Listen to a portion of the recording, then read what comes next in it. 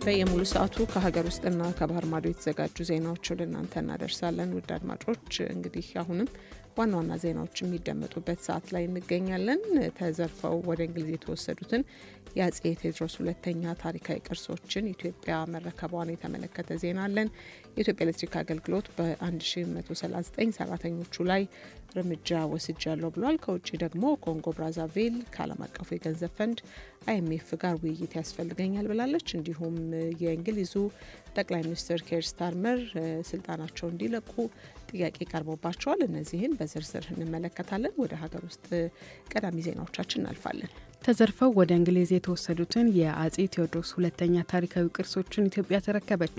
በአውሮፓውያኑ አቆጣጠር 1868 በመቅደላ ዘመቻ ወቅት ወደ ብሪታንያ ተወስደው የነበሩና የዳግማዊ አጼ ቴዎድሮስ ንብረት የሆኑ ታሪካዊ ቅርሶች በትናንትናው ዕለት በእንግሊዝ በላንካስተር ሴንት ማርቲን ቻፕል በተካሄደ ስነስርዓት ለኢትዮጵያ ተመልሰዋል። በላንካስተር ዩኒቨርሲቲ ኩምብሪያ በተከናወነው የርክክብ ስነስርዓት ላይ የኢትዮጵያ ቅርስ ባለስልጣን ዋና ዳይሬክተር ፕሮፌሰር አበባው አያሌው በላኩት የቪዲዮ መልእክት የቅርሶቹ መመለስ ለባህላዊ እሴቶች መጠገንና ለታሪካዊ ትውስታ ከፍተኛ ፋይዳ እንዳለው ገልጿል።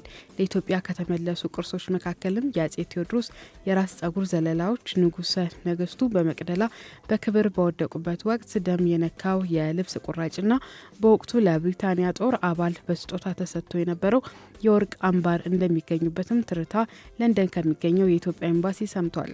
የወርቅ አምባሩን ያስረከቡት የመቅደላውን ጦር የመሩት የስር ሮበርት ናፒየር ቀድሞ የልጅ ልጅ መሆናቸውን ስነ ስርዓቱ ልዩ አድርጎታልም ተብሏል። ቅርሶቹን የኢትዮጵያ የቅርስ ባለስልጣንን ወክለው የተቀበሉት ደግሞ ዶክተር አሉላ ፓንክረስት ናቸው። ለቅርሶቹ መመለስ ከፍተኛ ጥረት ያደረጉት ተመራማሪ ኢዮብ ድሪሎ ባቀረቡት ጥናታዊ ጽሁፍ የ1868ቱ ዘመቻ ውስብስብ የታሪክ ምዕራፍ ቢሆንም አሁን የታየው የቅርሶች መመለስ ግን በሁለቱ ሀገራት የባህል ተቋማት መካከል እያደገ የመጣውን መተማመንና ትብብር የሚያሳይ መሆኑን ጠቁመዋል። ይህ የቅርሶች መመለስ በኢትዮጵያና በእንግሊዝ መካከል ያለውን ታሪካዊ ግንኙነት ወደ አዲስ ምዕራፍ እንደሚያሸጋግረውና ለታሪካዊ እርቅ መንገድ እንደሚከፍትም ታምኖበታል። የኢትዮጵያ ኤሌክትሪክ አገልግሎት በ1139 ሰራተኞች ላይ እርምጃ መውሰዱን አስታወቀ። የኢትዮጵያ ኤሌክትሪክ አገልግሎት ባለፉት 9 ወራት በስነ ምግባር ጉድለትና በብልሹ አሰራር በተሰማሩ 1139 ሰራተኞች ላይ አስተዳደራዊ እርምጃ መውሰዱን አስታውቋል። ተቋሙ እርምጃውን የወሰደው በራሱ ቁጥጥርና ከደንበኞች በደረሰ ጥቆማዎች መነሻነት መሆኑን ገልጿል። እርምጃ ከተወሰደባቸው ሰራተኞች የስራ ኃላፊዎች መካከል 16ቱ ከስራ የተሰናበቱ ሲሆን 721 የሚሆኑት ደግሞ የደሞዝ ቅጣት ተጥሎባቸዋል። ቀሪዎቹ 402 ሰራተኞች የጽሁፍ ማስጠንቀቂያ እንደተሰጣቸውም ተገልጿል። አገልግሎቱ መስሪያ ቤቱ ካከናወነው ማጣራት ባሻገር ከደንበኞች የቀረቡ 103 ጥቆማዎችን መነሻ በማድረግ ምርመራ ማካሄዱን አስታውቋል። በዚህም መሰረት 7 ሰራተኞች ከስራቸው ሙሉ ለሙሉ የተሰናበቱ ሲሆን 80 የሚሆኑ ሰራተኞች ደግሞ የደሞዝ ቅጣት ተጥሎባቸዋል ተብሏል። 2 ሰራተኞች ከኃላፊነት ቦታቸው እንዲነሱ የተወሰነ ሲሆን 14 የሚሆኑ ሌሎች ሰራተኞች ደግሞ የጽሁፍ ማስጠንቀቂያ ተሰጥቷቸዋልም ተብሏል። የብልሹ አሰራር ጥቆማዎች በዋናነት የቀረቡት በአዲስ ቆጣሪ ግዢ ጥያቄ፣ በኃይል መቆራረጥና በአስቸኳይ ጥገና እንዲሁም በቆጣሪ ንባብና በቢል አሰባሰብ በንብረት አያያዝ ዙሪያ መሆኑን ተመላክቷል። የኢትዮጵያ ኤሌክትሪክ አገልግሎት መሰል እርምጃዎችን አጠናክሮ እንደሚቀጥል በመጠቆም ህዝቡ የሙስናና የብልሹ አሰራር ጥቆማዎችን በጸረ ሙስና ኮሚሽን የሞባይል መተግበሪያና በሌሎች አማራጮች ማቅረብ እንደሚችልም ጥሪ ቀርበዋል። አድማጮች አብራችሁን ስላላችሁ እጅግ አድርገን እናመሰግናለን። ቀደም ሲል ከሀገር ውስጥ የተውጣጡ ዜናዎችን ለእናንተ አጋርተናል። አሁን ደግሞ ወደ ውጭ ዜናዎች እናልፋለን። የአፍሪካ ዜናዎችን ስናስቀድም ኮንጎ እናገኛለን። ኮንጎ ብራዛቪል ከዓለም አቀፉ የገንዘብ ፈንድ ለአዲስ ኢኮኖሚያዊ ፕሮግራም ውይይት እንደምትፈልግ አስታወቀች። የኮንጎ መንግስት በከፍተኛ የዕዳ ጫና ውስጥ በሚገኝበት በዚህ ሰዓት አዳዲስ የኢኮኖሚ ፕሮግራሞችን ለመቅረጽ ያመች ዘንድ ከዓለም አቀፉ የገንዘብ ድጋፍ ኢኮኖሚያዊ የፋይናንስ ጉዳዮች ላይ መምከር እንደምትፈልግ በይፋ አስታውቃለች። ለማዕከላዊ አፍሪካ የኢኮኖሚና የገንዘብ ማህበረሰብ ሴማክ ጉባኤ ላይ ጉዳዩን ያሳወቀው የኮንጎ ብራዛቪል መንግስት ሀገሪቱ አሁን በከፍተኛ የዕዳ ጫና ላይ እንደምትገኝም በይፋ አስታውቋል። ታዲያ ሀገሪቱ ካለችበት የዚህ የፋይናንስ ቀውስ መውጣት የሚቻለው ሁሉም እያደረገ እንዳለው ሁሉ ከአይኤምኤፍ ጋር አዲስ ድርድርና ውይይት አስፈላጊ ስለመሆኑም አስታውቋል። የዓለም አቀፉ የፋይናንስ ተቋም አይኤምኤፍ በጉዳዩ ላይ በቀጣይ ሳምንት ውሳኔ ይሰጥበታል ተብሎ ይጠበቃል ሲል የዘገበው አፍሪካ ኒውስ ነው። በመጨረሻም ጠቅላይ ሚኒስትር ስታርመር ከስልጣናቸው እንዲለቁ ተጠየቁ። የዩናይትድ ኪንግደም ጠቅላይ ሚኒስትር ኬር ስታርመር በአስቸኳይ ስልጣናቸውን እንዲለቁ አሊያም ቀነ ገደብ እንዲያስቀምጡ የሚጠይቁ ባለስልጣናትና የምክር ቤት አባላት ቁጥር እየተበራከተ መምጣቱ ነው የተዘገበው።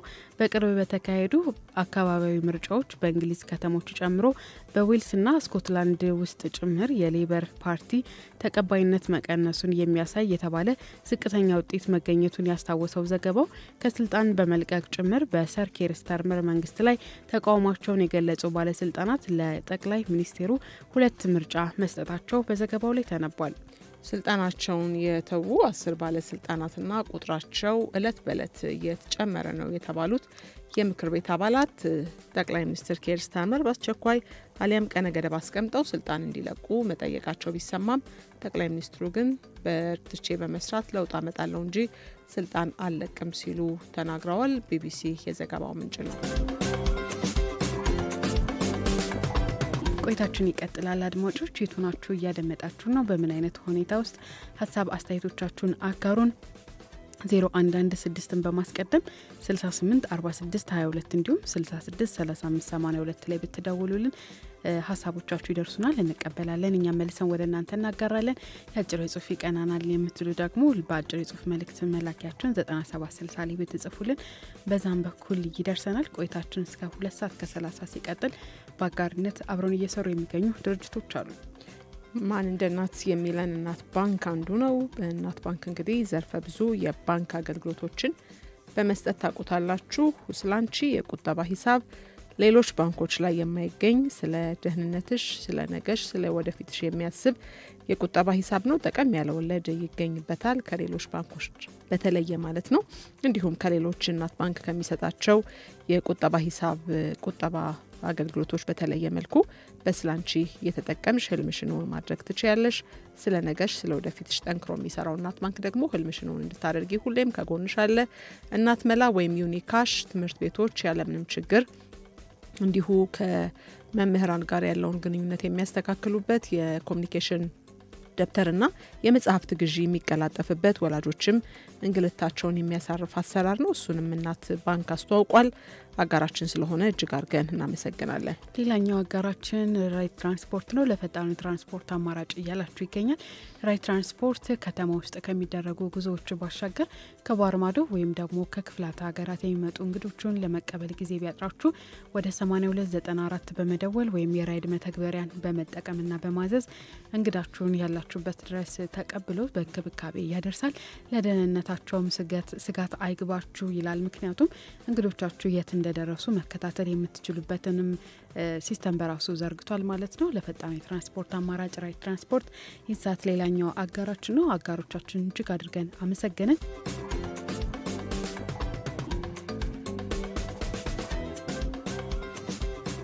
በየሙሉ ሰዓቱ ከሀገር ውስጥና ከባህር ማዶ የተዘጋጁ ዜናዎችን ወደ እናንተ እናደርሳለን። አሁን ደግሞ የሁለት ሰዓቱን ዋና ዋና ዜናዎች የምናስደምጥበት ሰዓት ላይ ነን።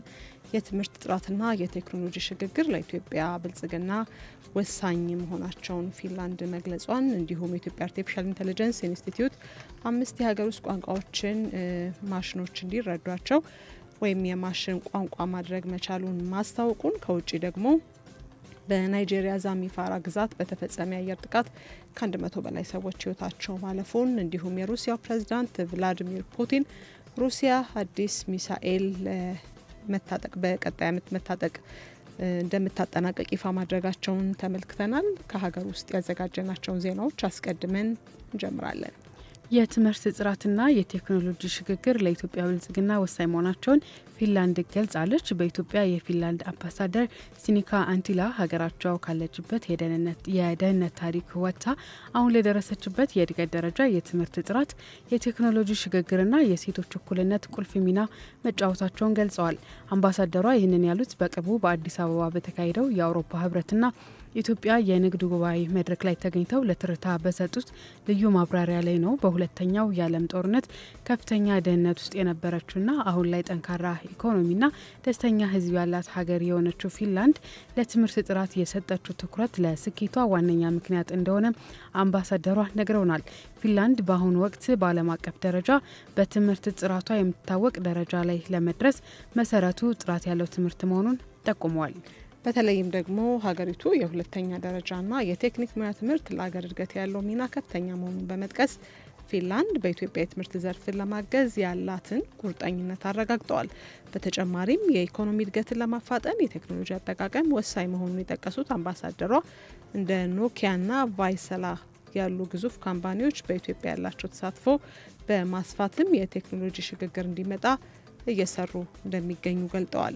እንዲሁም የፊንላንድን የስኬት ጉዞ ካቀላጠፉ ምክንያቶች መካከል የሴቶች እኩልነት አንዱ መሆኑን ያወሱት አምባሳደሯ በኢትዮጵያም ሴቶችን በኢኮኖሚውና በፖለቲካው ዘርፍ ማብቃት ለሀገራዊ ብልጽግና አማራጭ የሌለውና የግድ የሚል ጉዳይ መሆኑን አስገንዝበዋል።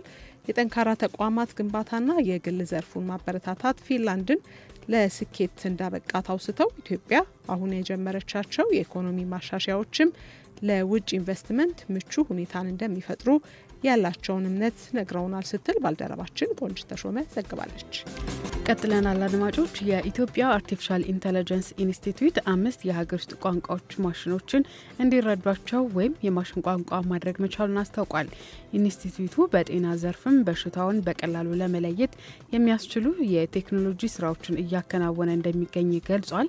የኢትዮጵያ አርቲፊሻል ኢንተለጀንስ ኢንስቲትዩት በሀገሪቱ የሚነገሩ ቋንቋዎች የቴክኖሎጂው አካል እንዲሆኑና ማሽኖች እንዲረዷቸው ለማድረግ ሰፊ ስራዎችን ሲያከናውን ቆይቷል።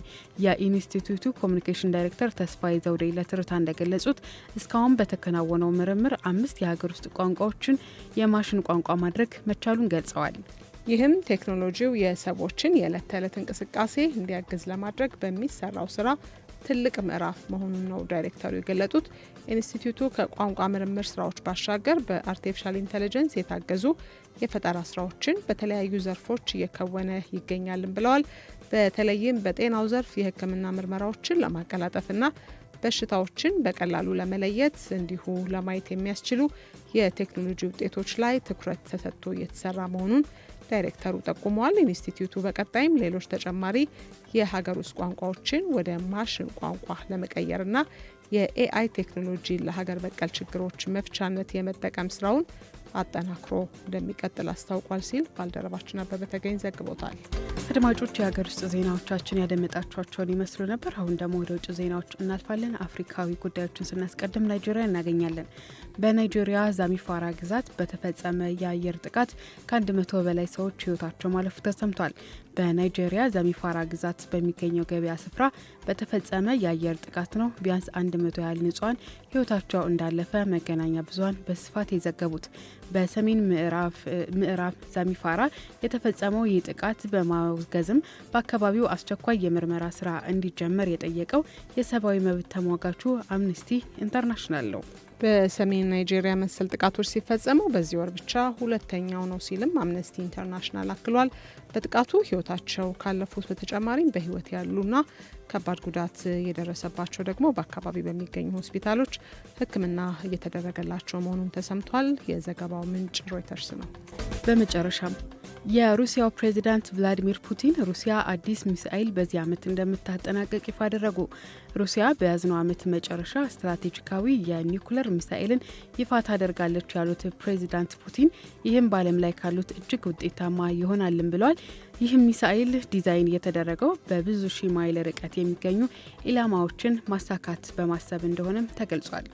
ይህ ደግሞ ከየትኛውም የምዕራቡ ዓለም ሚሳኤል በ4 እጥፍ እንዲበልጥ ያስችለዋል ያሉት ፕሬዚዳንት ፑቲን 35000 ኪሎ ሜትር ይሸፍናል ማለታቸውም እንዲሁ በዘገባው ላይ ተወስቷል። በሌላ በኩል የፑቲን መግለጫ እጅግ የተጋነነ ነው ሲሉ የሩሲያ የአዲሱ ትውልድ ኒውክሌር ጦር መሳሪያዎች በ2018 ከተዋወቁት የተለዩ አይደሉም ያሉት ደግሞ የምዕራቡ ዓለም ተንታኝ ናቸው። ይህ ሳርማት የተሰኘው አዲስ ሚሳኤልም በ2024 ተሞክሮ ስኬታማ እንዳልነበር ጭምር ተንታኙ ተናግረዋል። ሮይተርስ ዘግቦታል።